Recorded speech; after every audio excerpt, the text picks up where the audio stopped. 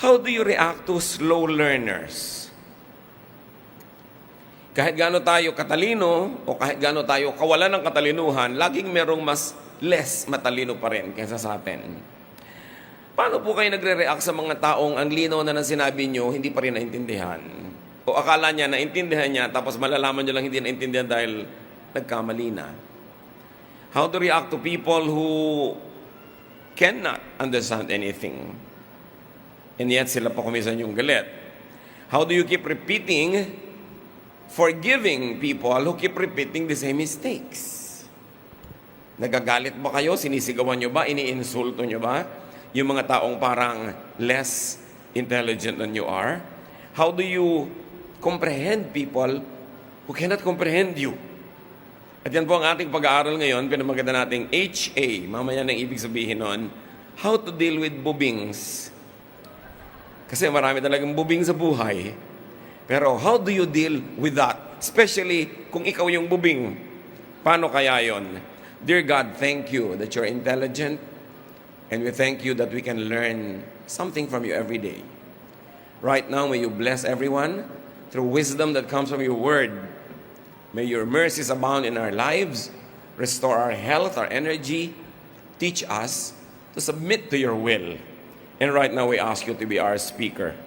Lord, be our speaker. Give us a simple message that will make us better persons.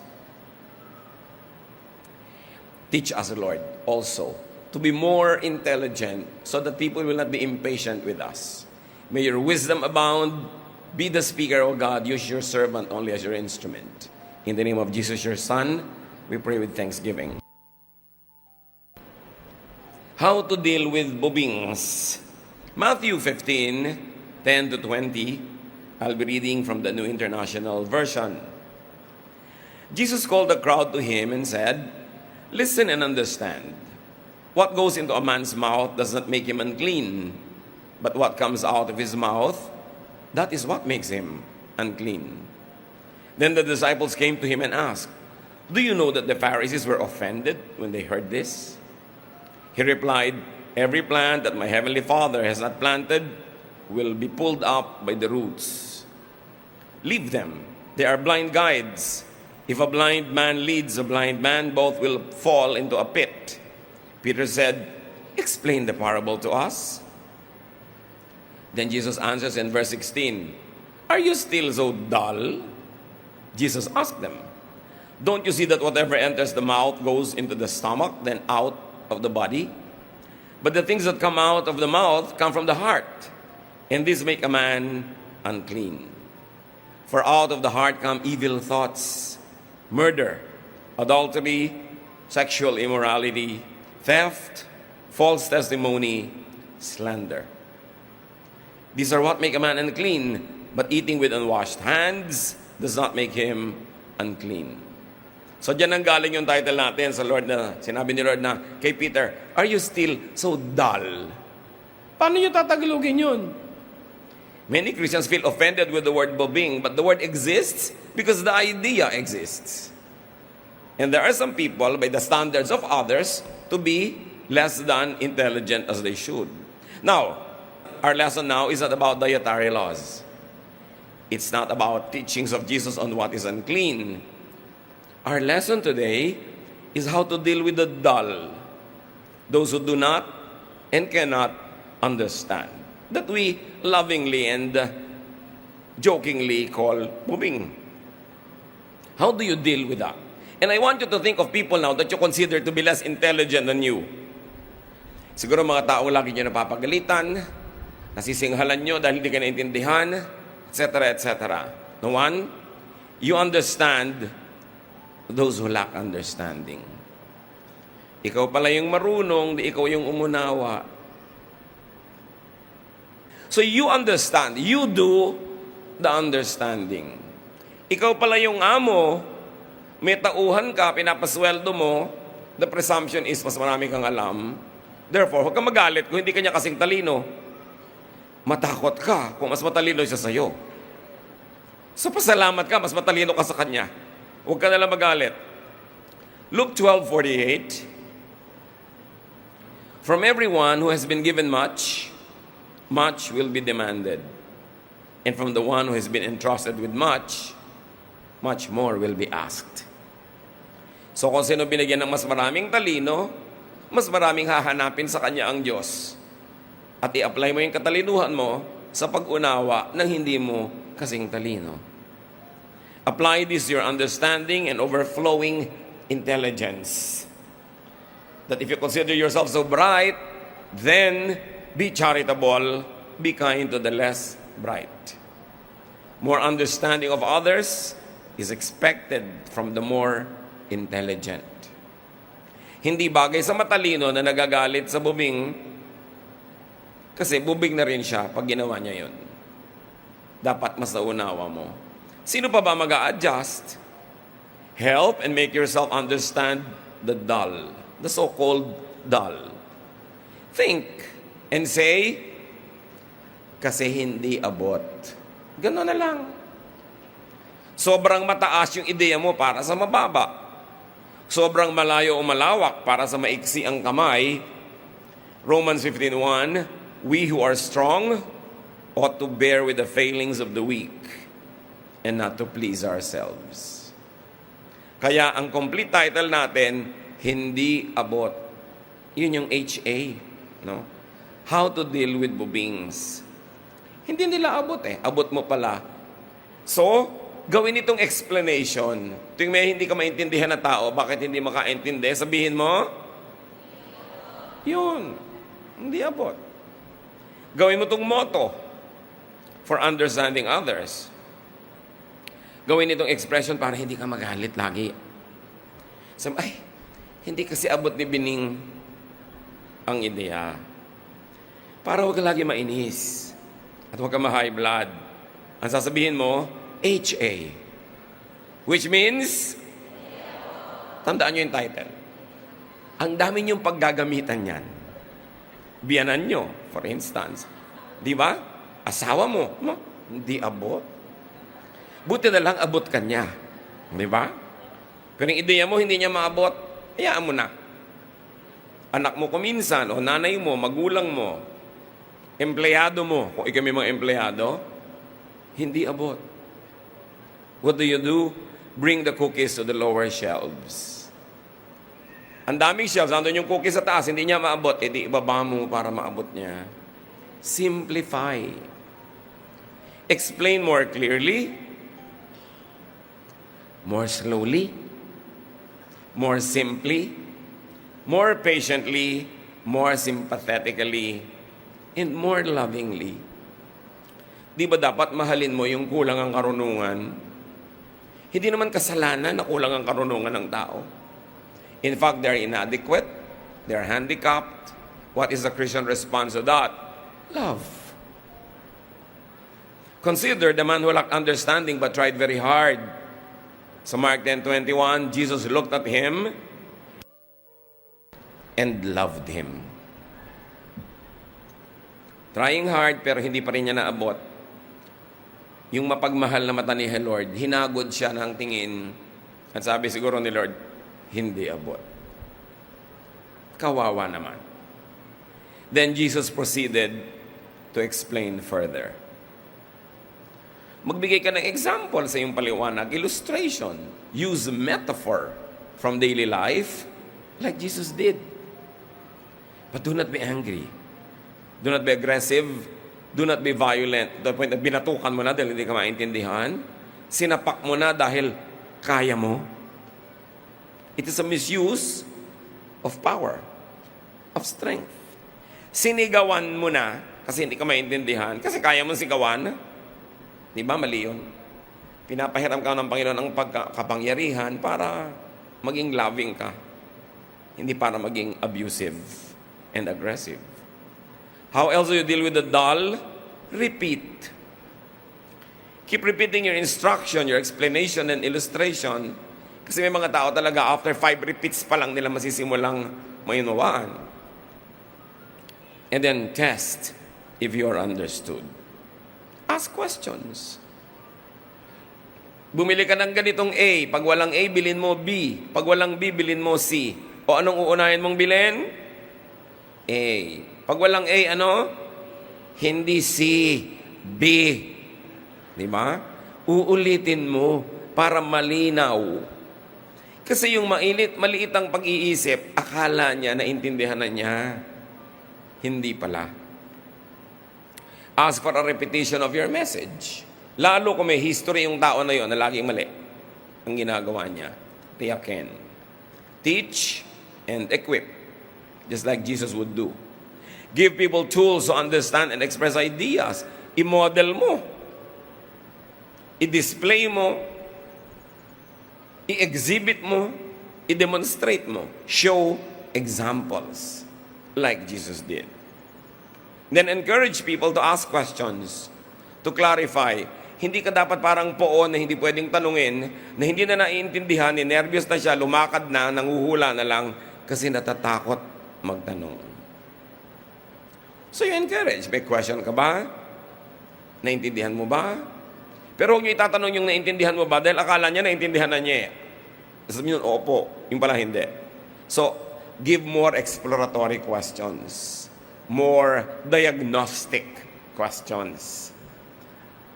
Not answerable by yes or no. Dahil baka pag walang maisagot, mag-yes na lang or no. Hindi mo alam kung talagang tama yung sagot niya or not. And then reward, do not punish inquisitiveness. Huwag niyong paparusahan yung palatanong. Liba na lang ng aasar na lang. Pero pag pala tanong, sagutin niyo. Para maintindihan. And of course, you wait for people to learn, to develop. Kahit buto, pag tinanim mo, hindi mo naman hinuhukay agad para makita mo yung ugat kung tumutubo. Give it time. And of course, after everything, nagkamali pa rin. What do? Forgive.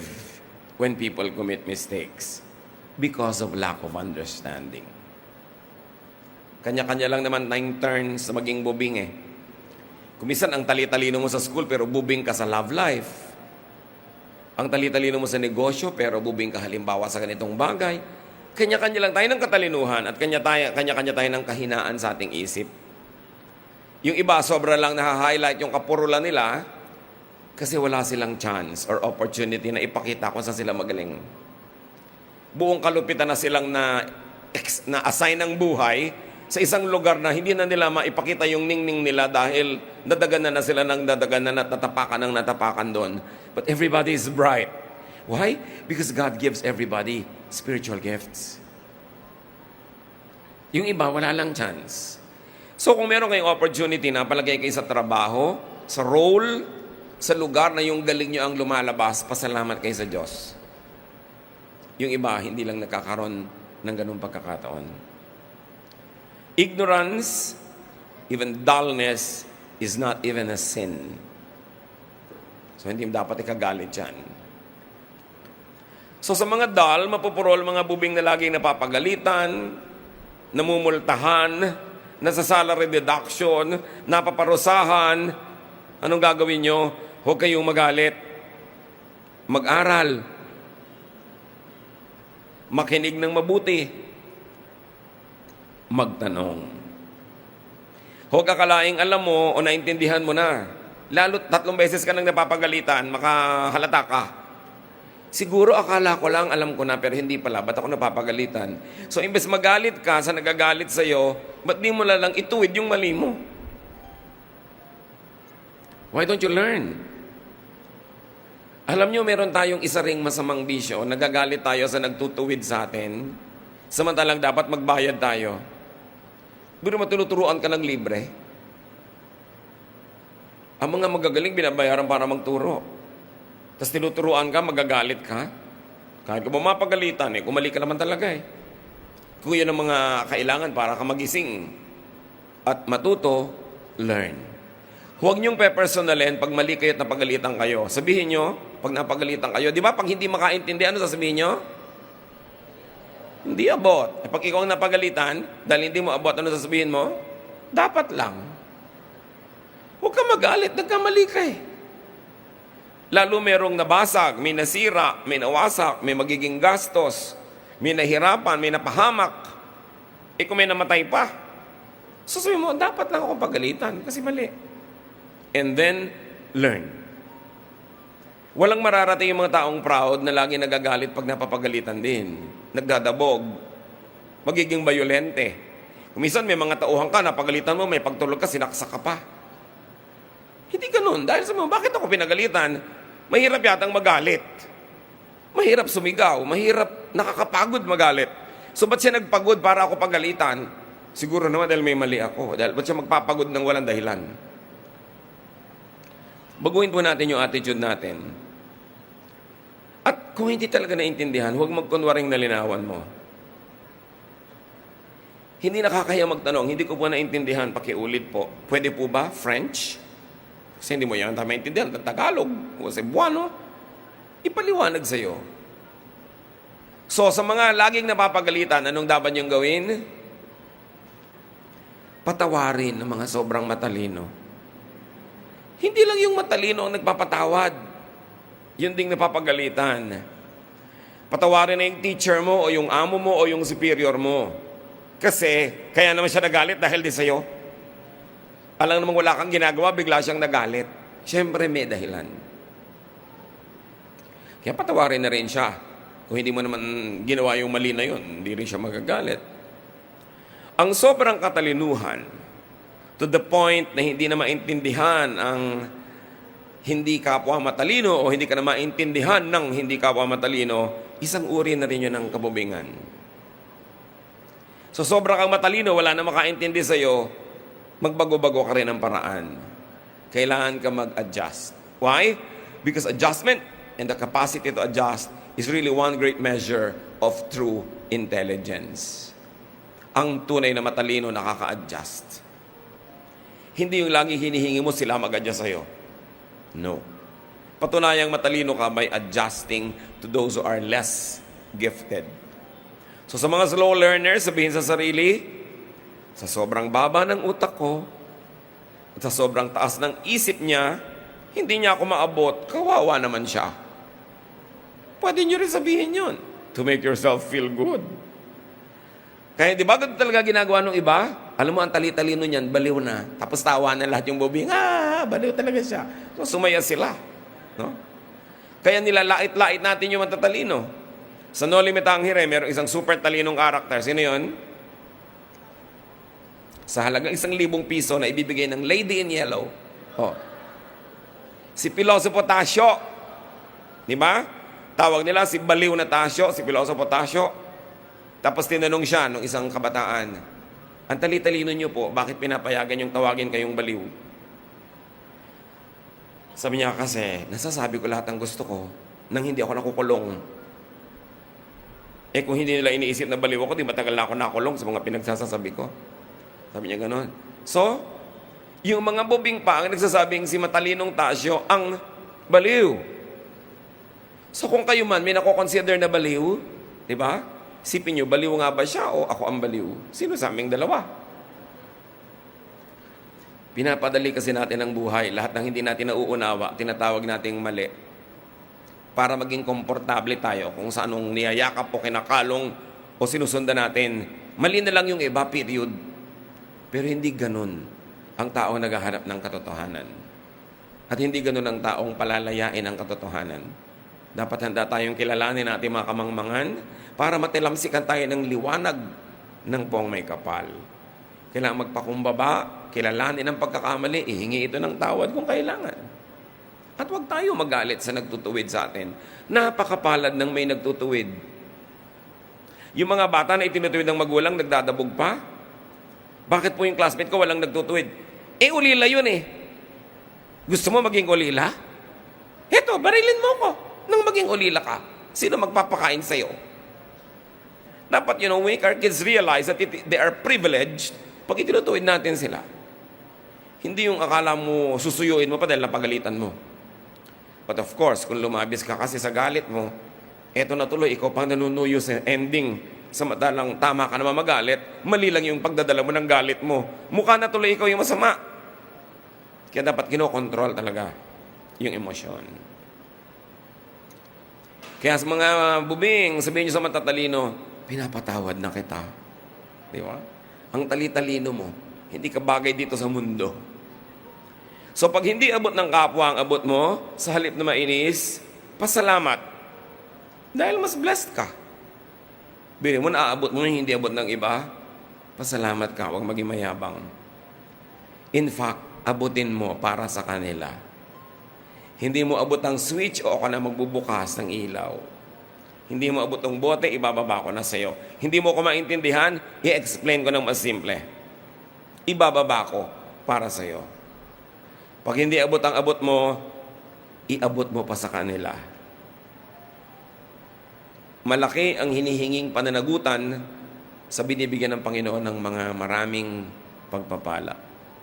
And never be angry again at the dull and the ignorant. Because they are not really dull. They are not really bubing. Iba lang ang abilidad nila. At hindi sa abilidad na yun kayo naglalaro, doon sa abilidad mo, kaya nagmumukhang ikaw ang magaling. Pero subukan mo to play in the field of this other person. Siguradong ilalampaso ka niya kasi ang galing niya doon. May pinapagalitan ka isang mekaniko, subukan mo mag-contest kayo ng pag-repair ng isang sirang kotse, talo ka. May pinapagalitan kang labandera, subukan nyo magpaputian ng damit. Nalalabhan, talo ka. Kanya-kanya ng galing eh. So, pasalamat tayo dahil magaling tayo. Lalong-lalo ko yung galing natin ang sineselebrate nung occasion, nung environment, o nung society. Because in many other occasions, some people are not able to celebrate what is good and perfect in them because they have no chance. Be kind. Isipin mo na lang, pagka dull and ignorant, ano sasabihin natin? Hindi abot. Yun na lang. Kung meron lang kayong matatanda na dalawang words sa fellowship natin ngayon, yun ay praise God. Hindi abot nga. Okay? So, kabubingan ang magalit sa mga bubing. Ibig sabihin lang, mal-adjusted ka, hindi mo sila inaabot, at nagiging makasarili ka sa iyong karunungan. I want you to bow before the Lord and close your eyes. Panginoon, turuan niyo po kami na ituwid ang aming mga ugali, na huwag kami magalit sa mga nagtutuwid sa amin. Sa halip doon, maging mapagpakumbaba kami at mapagpatawad. Turuan niyo rin po kami, Panginoon, unawain yung mga tao hindi masyadong sanay, hindi masyadong hasa. Sa mga area na strong kami at akala namin dapat lahat na lang ng tao understood na magaling sa area na yun.